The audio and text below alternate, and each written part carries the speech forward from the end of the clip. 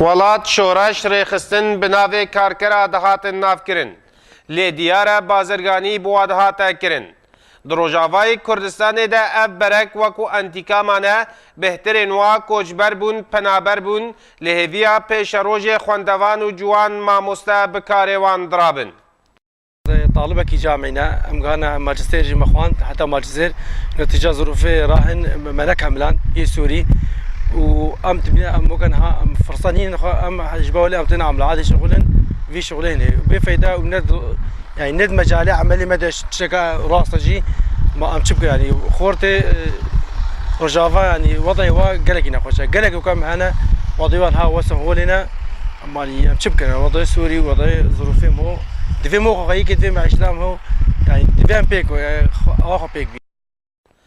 دورا دیر که پالدان اوه لسر چاندنیه و بهتری چاندنیه اوه پالاج ردون جوتیار زحمتیه دبینه تا کار به و پیدا بکه. زراعتا ما ایصال کلک جن ندخله و عمال جی ردون عمال نینه جبر ولی جی اف تشتاهو نهات بینن عمال نفده عمال نبون اخری تأثیر گرکی لیجی بو ورا اوه معانی جی حمو طلابه جامعنا وحمو محسوب من خروبه من أهله من حتى ما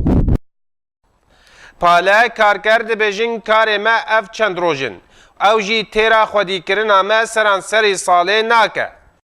شغل روجافای کردستان تعویم الوی ایوا موسمه و ایوا موسم جی اسعار مرینه معیشتا ما پینا بی و شغلی دینی نم بکن همش مجبوری تن وا شغلا جیان بروواجی در روجافای کردستان ده دگره پاله و جوانه که اوی کاری دکن یا پنابر بونه یا بچولو بیلانا کتنه لی ماموستین دبستانا خوندوان جامعی جی او اوی کاری هنه دکن جبر روشا زحمت یا روجاوای کردستان تیرا درباز به جدیر که احمد صوفی آرک